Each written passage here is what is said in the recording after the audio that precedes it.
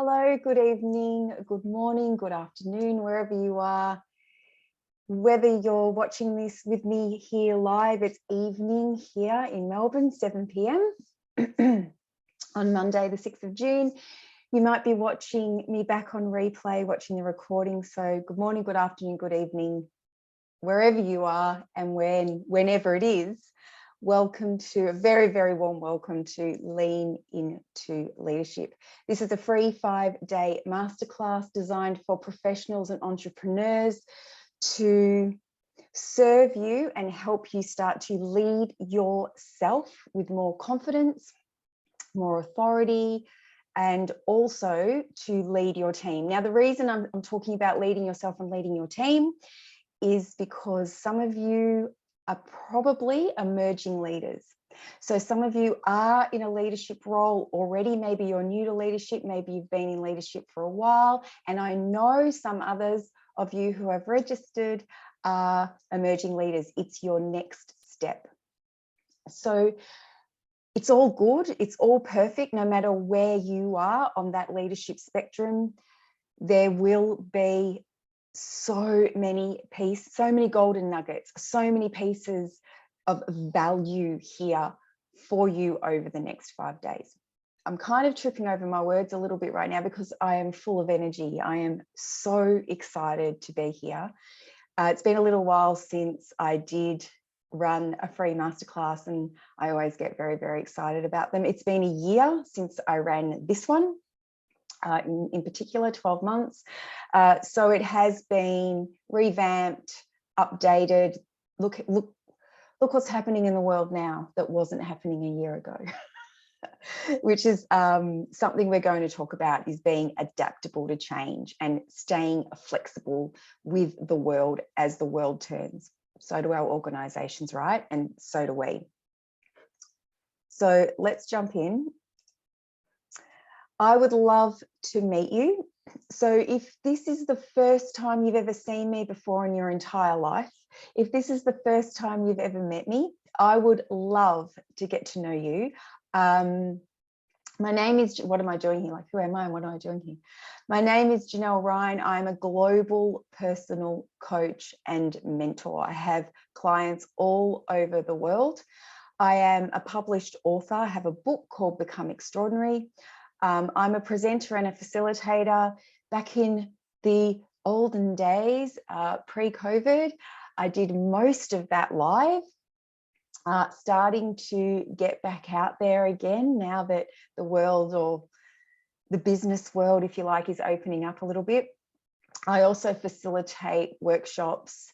I do group coaching, individual coaching, private coaching. I have led teams and individuals myself for, I don't like saying this because it makes me sound so old, but for many decades, mainly in the sporting industry, also in the finance industry, the tourism industry, and some government organisations.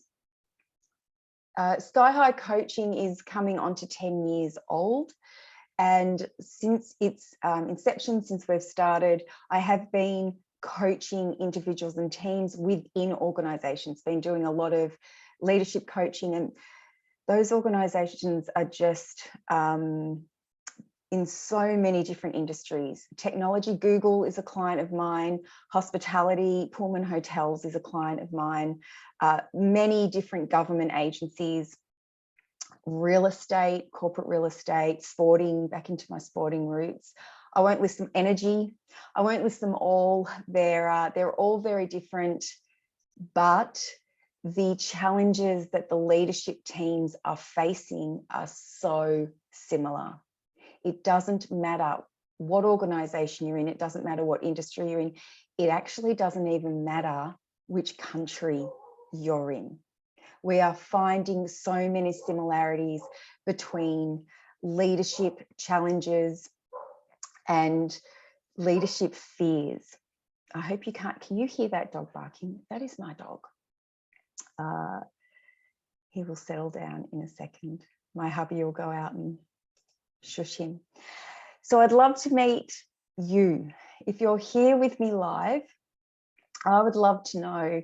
And if you're watching this on the replay, please hit reply to the email that I've sent you with the link to the replay. Or this is actually the beauty of watching a presentation online and not live. If I was live, we couldn't really have a conversation because you wouldn't be interrupting me, right?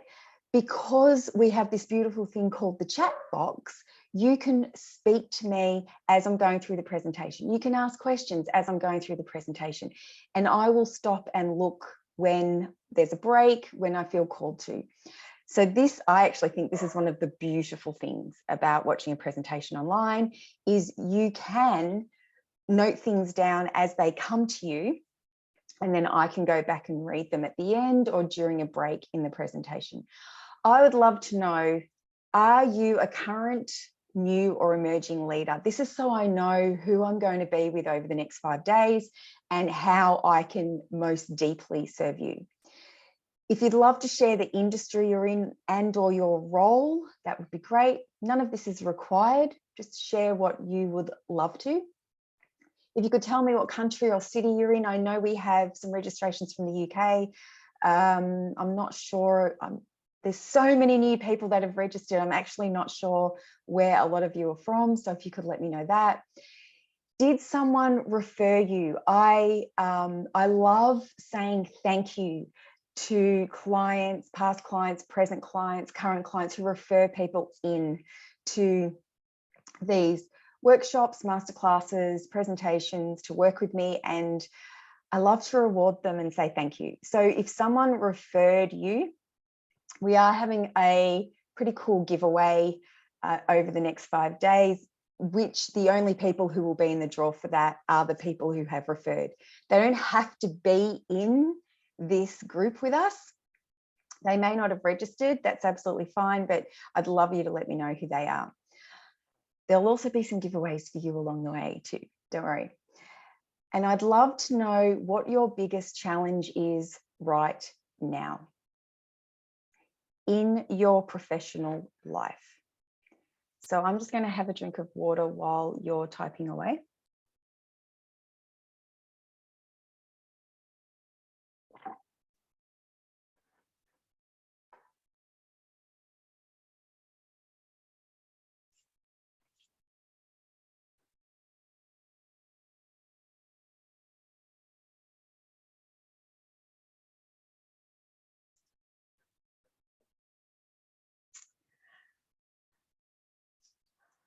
Marissa, I've had a number of roles managing different people over the past 15 years, so very experienced. However, in the last 2.5 years, I've been leading a procurement team across 2 different government organisations. Okay, in a job share situation, or part-time in one, part-time in the other? Are you a secondment in one?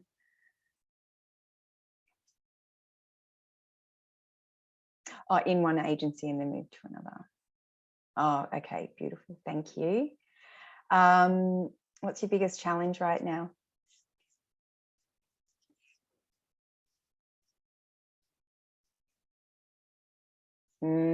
Skilled resources, the great resignation, the skill shortage that's happening right around the world right now. Yeah, we're going to be talking about that within the next 5 days. Okay. I'll just wait a couple of more beats. See if anything else comes through.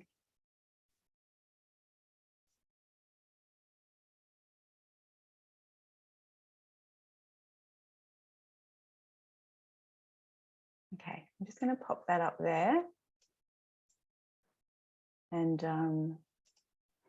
that'll show me a message if we get some more information. Thank you, Marissa, for sharing.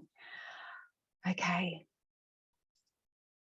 If you are watching this on the replay, you can come in and share with us your information.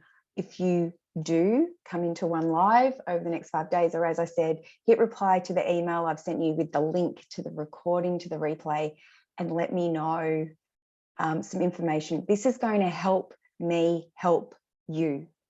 This isn't, I I don't work where I just set a curriculum and you're never involved. These are conversations. We're going to have a conversation once a day over the next 5 days. So the more you can tell me about yourself, about your challenges, about your organization, your industry, the more questions you ask.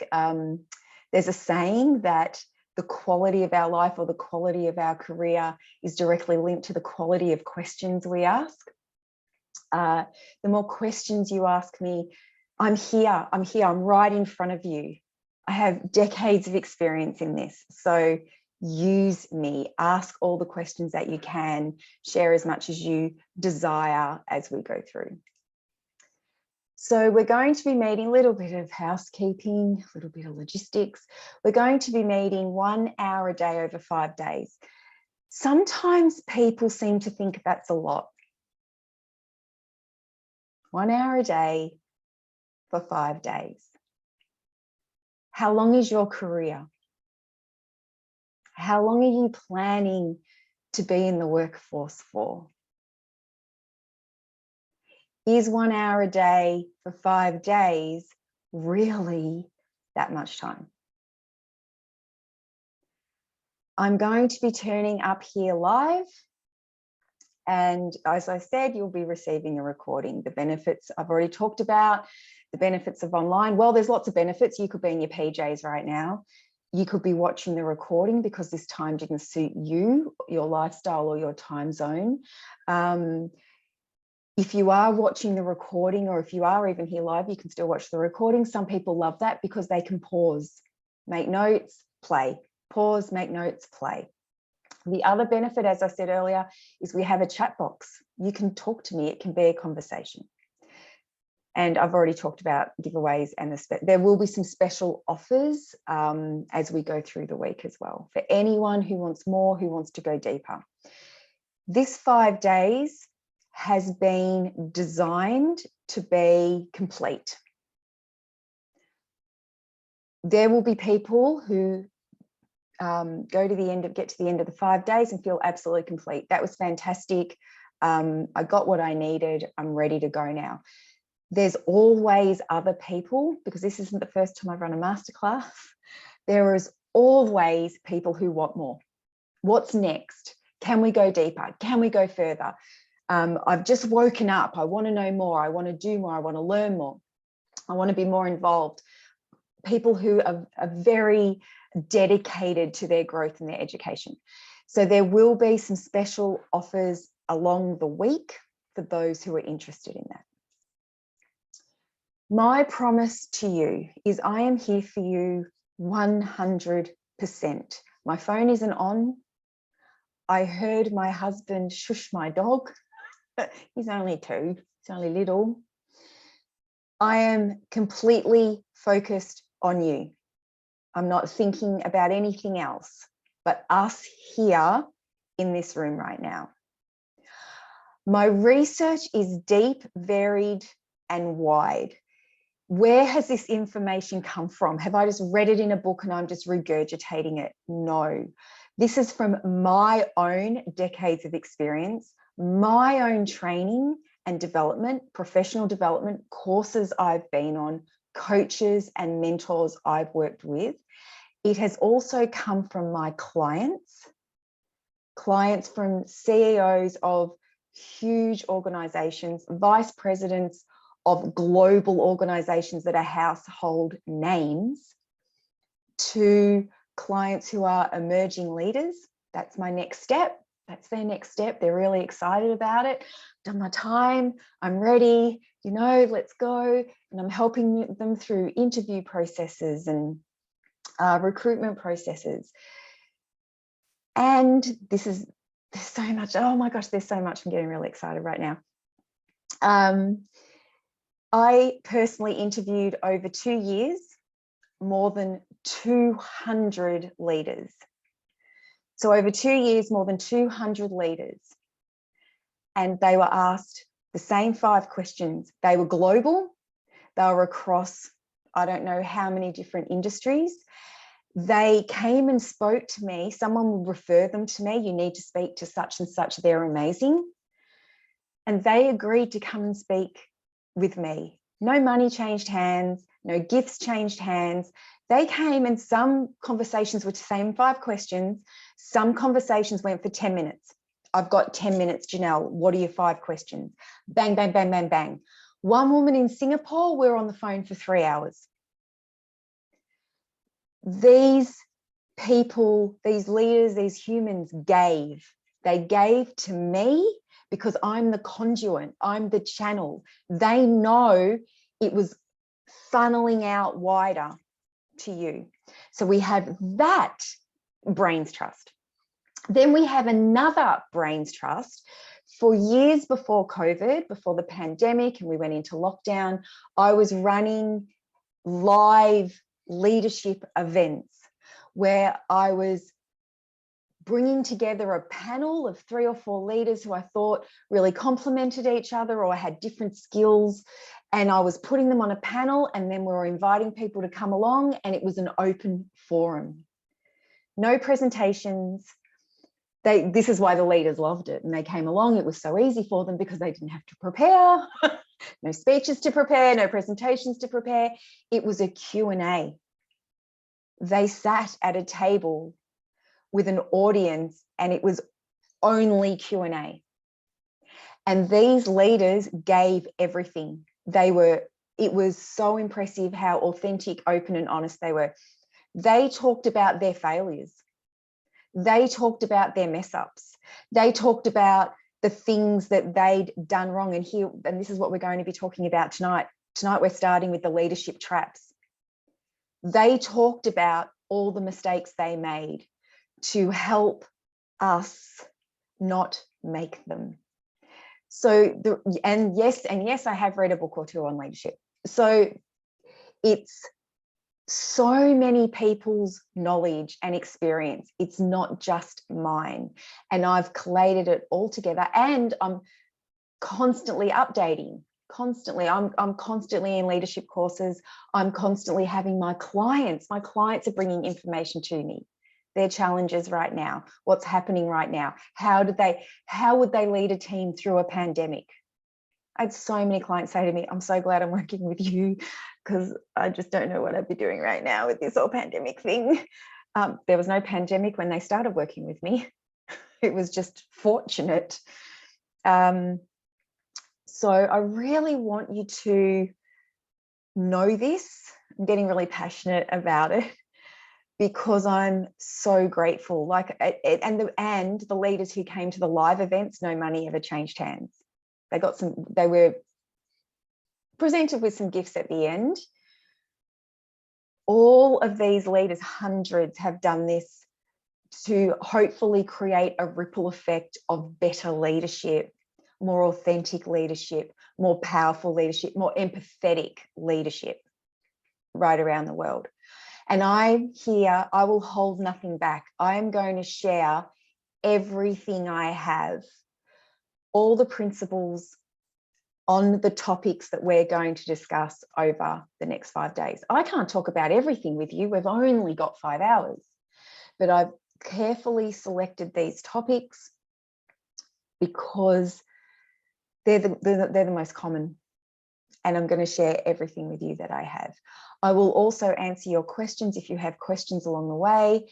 And as I said, I'm going to give you options to go deeper if that is your desire. Now, my request of you is to listen for insight, not agreement. I'm giving you other people's information and my own. I'm giving you other people's experiences and my own. If you think that doesn't land with me, if you think that doesn't apply to me, if you think it doesn't feel aligned, leave it. Leave it. You don't have to agree. If I bring something up and you think, I don't agree with you, Janelle, I'm not attached to being right. I'm not attached to being right. My job isn't to be right. My job is to give you all the information I can. You are an intelligent person. You will know what to take and what to leave. I have every faith in that, all the faith in the world. You're going to know what you want and what you don't. I invite you to be here and be present. You're either here live or you're watching the replay.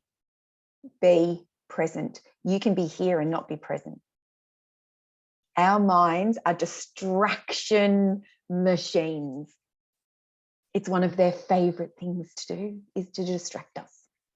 So think about the ways you stay present in situations. For most people, it's taking notes and thinking about questions. Stay engaged. I invite you to honor your current and your future self, your time and your team. What do I mean by that? You won't be the same person. That the person who got on this call will not be the same person that hangs up.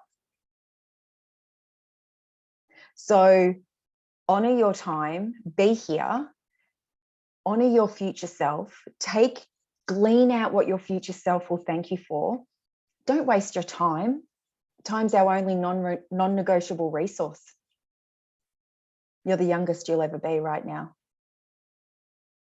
Don't waste your time and do this for your team, because that's why you're here, right? To be a more inspiring leader. Do it for the team you have today or the team you're going to have in the future. If you're not in a formal leadership role right now, think about, that's okay, that's perfect. Think about, there are also informal leadership roles in organizations, and some of you who lead teams, maybe not that happy with some of the informal leadership roles that happen around the organization. Sometimes they're not as positive as we would like them to be. If you're not in a formal leadership role right now, that's okay. Again, listen for insight. What can you take? What can you take from this? I invite you to set an intention right now, and you can share it or not. That's absolutely up to you.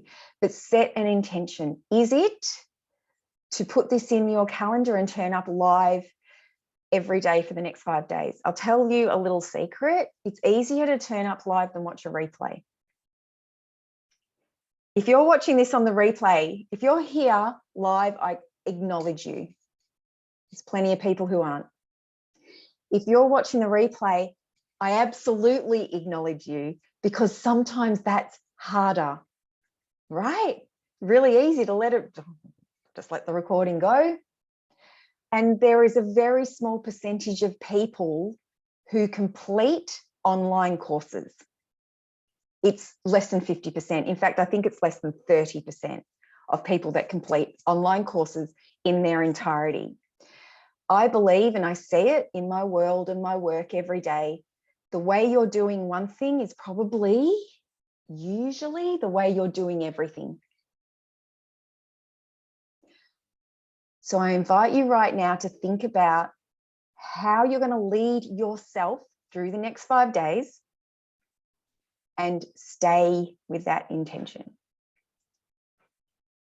So we have, my intention is to turn up live for exactly that reason, right? Yeah, absolutely. I know who that was, and I look forward to seeing you every single day. It'll be amazing. All right.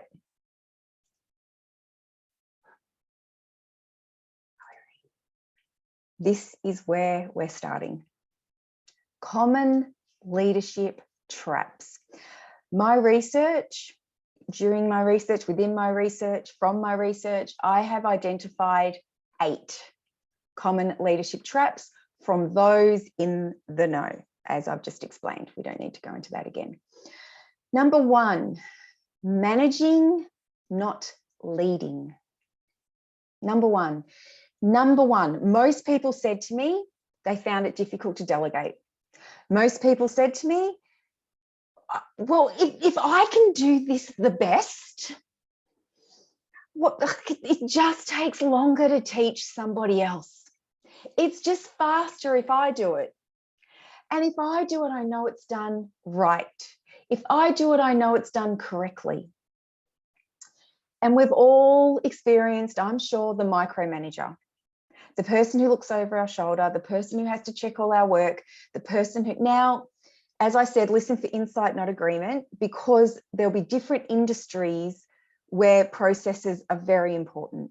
Health industry, the military, where there are other people do dot I's and cross T's. So I'm putting a little disclaimer under this. You'll work it out, you're smart. If you're just doing this because no one else can do it as well as you, check in with yourself. Is this fear-based?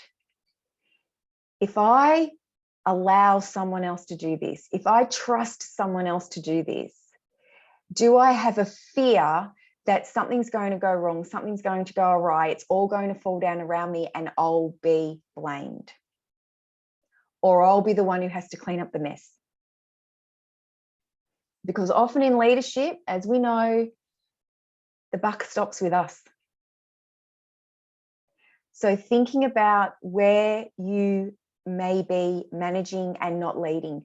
Your role as a leader, our role as leaders, is to lead our team into the vision, the organizational vision, mission, whatever your language is in your organization, or the teams.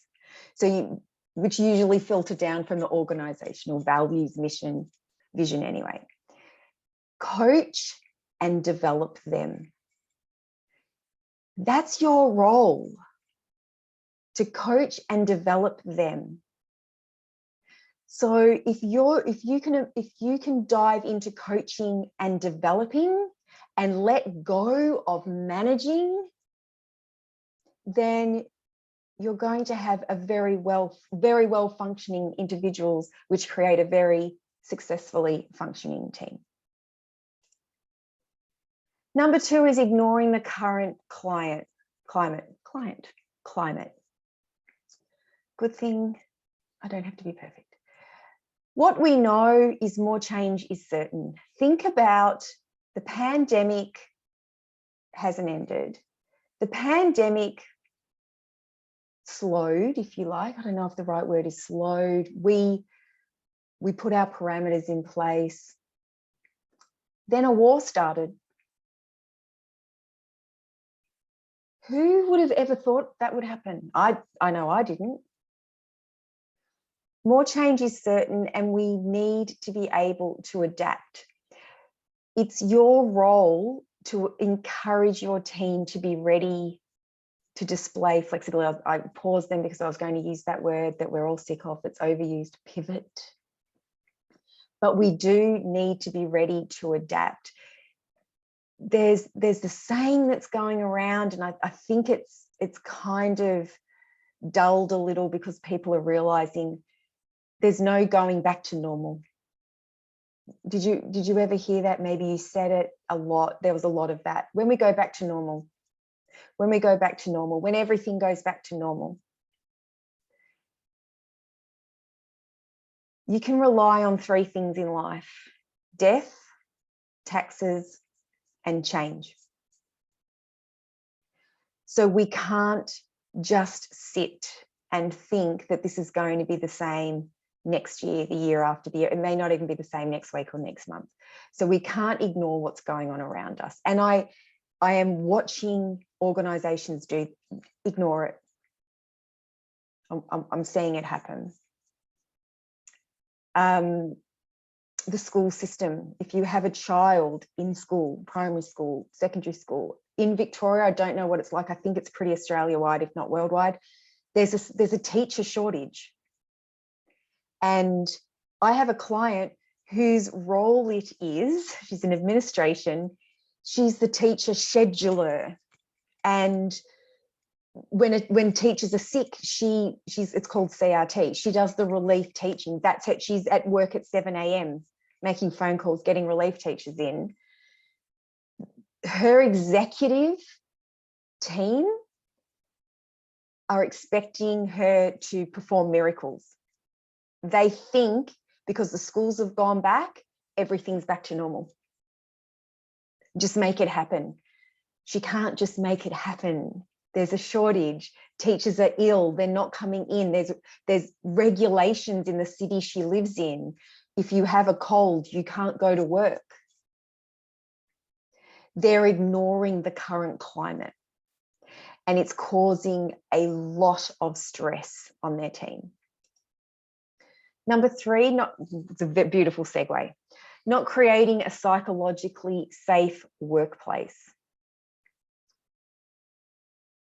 We don't want our team, there's a great resignation going on right now. It's pretty much all over the Western world, as people are sitting back and reassessing their lives, reassessing their priorities after the crux of the pandemic, or the pandemic hitting us. And that's leading to people leaving their current roles. So a lot of organizations now are looking at how to retain their team, how to retain staff. We have to create a psychologically safe workplace. How do you react when someone in your team fails? How do you react if someone in your team is feeling vulnerable one day? We're more distracted than ever before from things outside of our workplace. People have just had 2 years of worry about elderly parents, worry about their kids, should they send them back to school or not, worry about whether their spouse is going to have a job tomorrow, worried about whether they're going to have a job tomorrow. So there's been a lot of, we know there's been a lot of mental health issues. So we want our workplace to be somewhere safe to be. If you are not creating a psychologically safe workplace, you can't be innovative, because innovation requires risk and failure. So an organization like Google has something like a 25% failure buffer. I could rattle off some Google products for you right now that you will have never heard of because they never got out of the room, the idea room, or they were tested and they didn't work, so they recalled them. They know for them to continue to be innovative, things won't work and things will fail.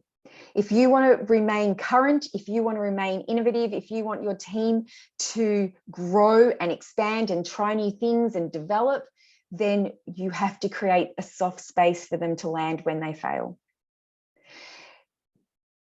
A team member coming to talk to you about something that they're uncomfortable about requires them to be vulnerable. So courageous, takes courage. I remember having to call on courage when I wanted to have conversations sometimes with some members of my people who led me, because the workplace didn't feel safe to me. So and people just, I've got here, people being visible takes courage. That's putting an idea forth in a meeting, putting your hand up in a meeting. Oh my gosh, disagreeing with somebody. How do you and your team respond when someone disagrees with you or someone else in the team? Is it safe for them to do that?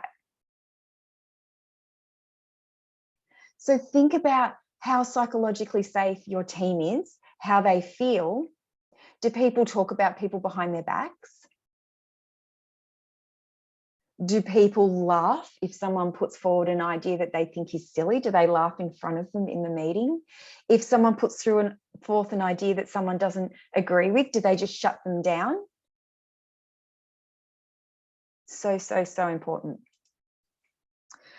The fourth leadership trap that I heard from these hundreds of people is an attachment to being right always.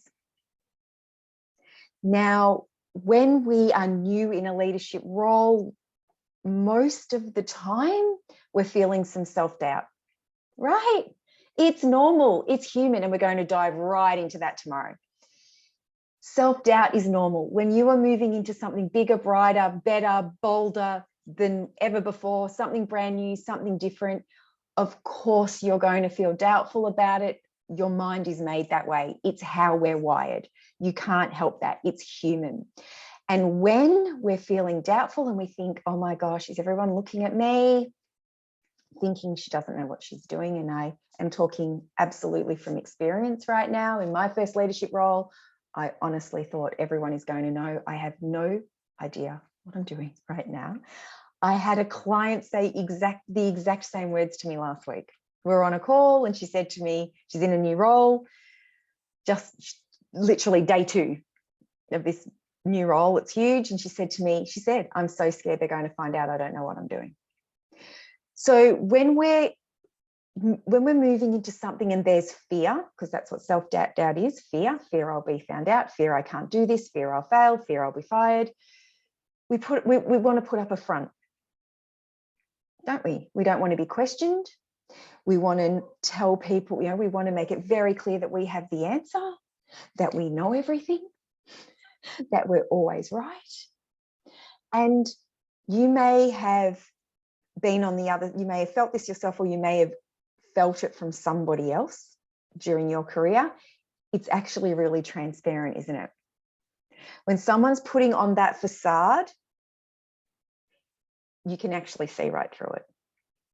So that is leadership trap number 4. Number 5, reacting rather than responding.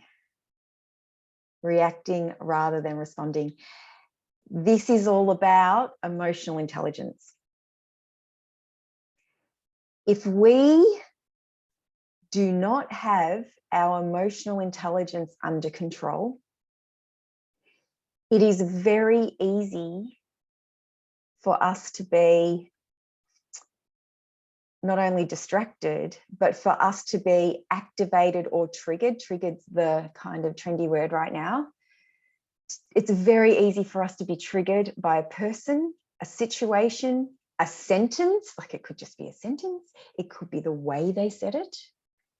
It could be what they said. It could be, it's the 4th problem that's landed on your desk that morning. Those moments when you see red, and we've all had them at work, and we'll probably all have them again. What do you do? So this can be, so these triggers, they can be visual and they can be verbal. So it can be something you see. You may see 2 members of your team, one of them's a little disgruntled right now, whispering in a corner. Visual, something you saw. It may be verbal, something you heard. It could be something you read. Now, if we don't have our emotional intelligence under control, and if you think about the best leaders you've ever worked for or with, I invite you to, we'll just take a moment for you to bring someone to mind. They can usually pop up pretty fast. I have one, definitely. His emotional intelligence was off the charts.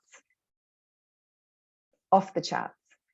And this was an organization that was internationally visible. We were under the spotlight. We were in the news nearly every day. We had a lot of criticism. There was a lot going on for him. We were government funded, so, taxpayer, ratepayer money. We used to have a joke in our team, press 1 for customer service, press 2 to go straight to 3AW, Talkback Radio. So his emotional intelligence was off the charts.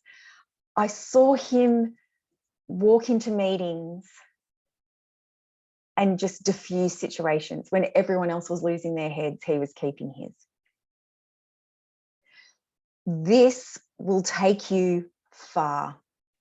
Emotional intelligence is now one of the number 1 competencies that organizations are looking for when they recruit. And their interview questions are designed around finding out how you will respond to a challenging moment rather than react. Because, as we've just talked about, change is certain and there's more coming. If this is something that sounds familiar to you, what does it look like? We know what it looks like. Being short back with someone, yelling at someone, slamming a door, shutting down, going silent, saying to someone, I just can't speak to you right now, shooting off that email. The email, people love to shoot off the email because then they feel better. They've got it out. probably isn't going to be that productive. And if it was bad or if it was damaging enough, we'll probably come back to hurt them later. Hanging up on people, we know what it looks like. If you feel like your emotional intelligence needs some attention, some love, I strongly encourage you to do so.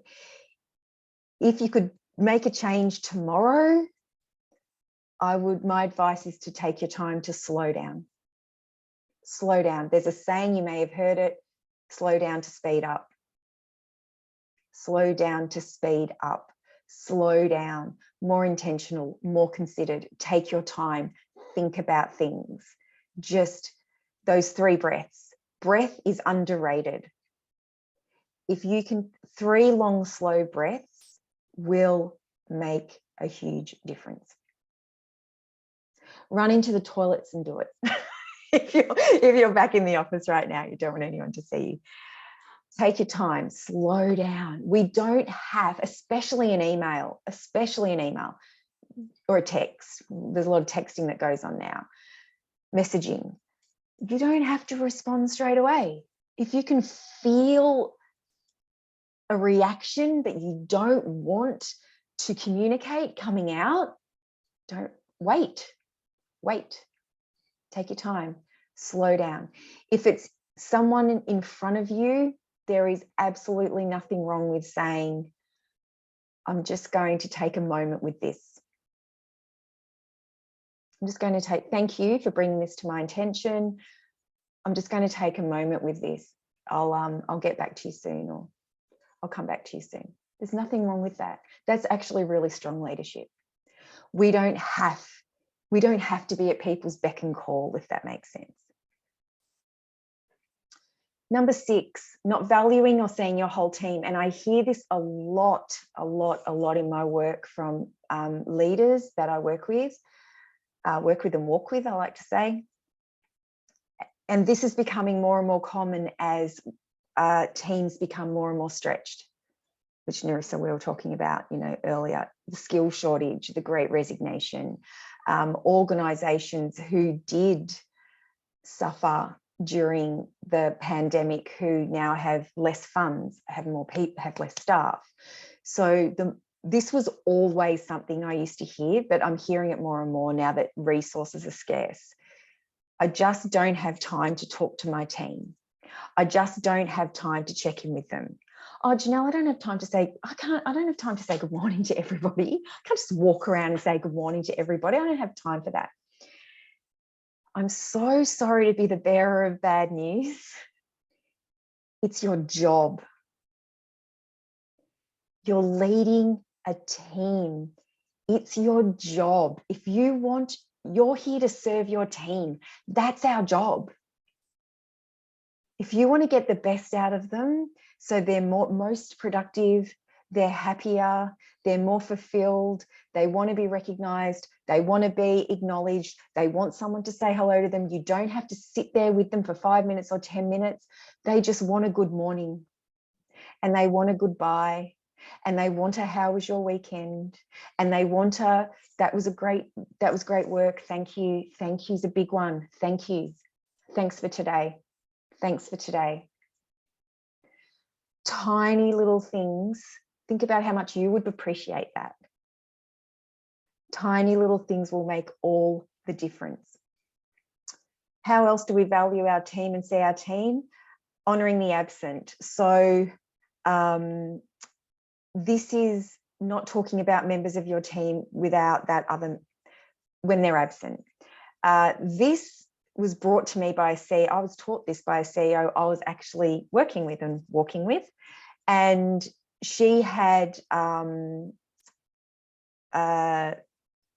introduced this into her team, that no one was ever spoken about without them being present. So what that looked like was, if someone from her executive team came in to whinge about someone else in the executive team, she said to them, we do not talk about them when they're not here. You either go and get them and we put it all on the table, or I don't want to hear it.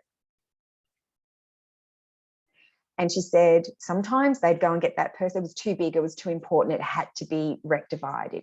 It had to be solved. So they'd go and get the person, they'd sit down, they'd have a round table and it'd be solved. But she said other times they just say, okay, and walk off. So that culture actually filtered right down through the organization. Right down through the organization. We don't talk about people if they're absent.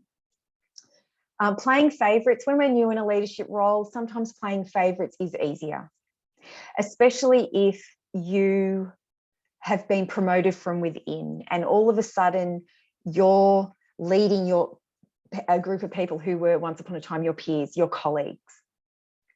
Sometimes it's easier to play favorites, and this is a trap that I fell into in one of my first leadership roles. There was those couple of people in my team who were the high performers. And it was easier to just delegate the work to them. It was easier, it was faster. I didn't have to coach them, I didn't have to develop them, I didn't have to worry about it. But I was playing favorites. So that was something that I had to address. We've talked about appreciation and acknowledgement. Number 7, leading. How we're going for time. Beautiful. Leading from fear and not courage. Leading from fear and not courage. If you have a fear that you can't do the role, you're going to show up that way. If you have a fear of people not liking you, I remember talking to a mentor of mine when I was in a leadership role and saying to her, I think I'm just going to have to face it that I just am not going to ever be a very good leader because I really care too much if people like me. So we had to do some work around that. Your role is to go first. And if you have a fear of messing up, if you have a fear of being visible, if you have a fear of making a mistake, if you have a fear of not being perfect, this is probably going to be challenging for you. Your role is to go first. So research tells us that we don't mind our leaders being paid more than us. We don't mind our leaders getting the better car park right at the front door. We don't mind our leaders flying business class or first class. We don't mind our leaders having a nicer office or more perks. We are looking at them to go first. That's what you're being paid for. You're being paid to pave the path, to clear the overhead branches, to check for any little traps or tripping obstacles along the way. You're making it safe for others to follow. And that's why we don't mind you being paid more, because you're clearing the way to make it safe for me to follow you. We need courage.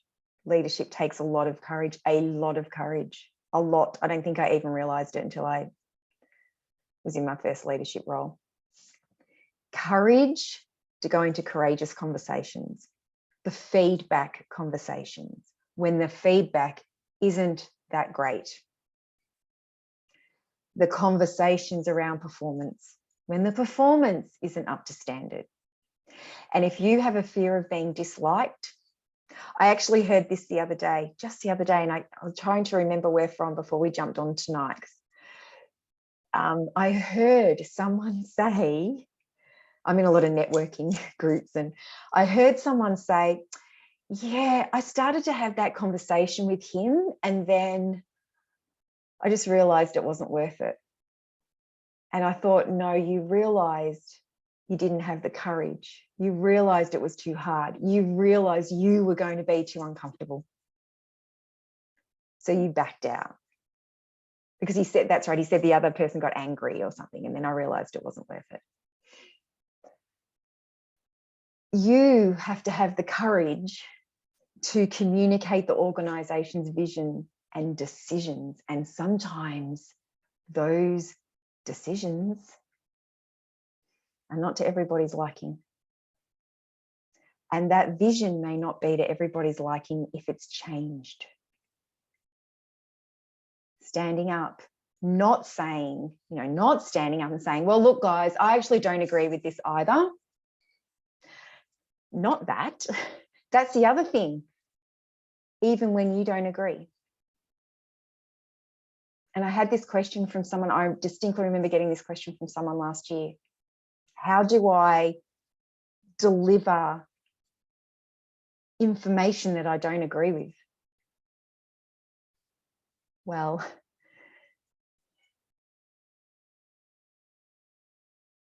you come around to it, or you might, if you're not agreeing with decisions and vision, maybe it's time to look elsewhere, because that's tapping into values then. And to coach and develop, not be liked. And coaching and developing can sometimes be telling someone things they don't want to hear. And I can personally talk about being the type of coaching that I do now.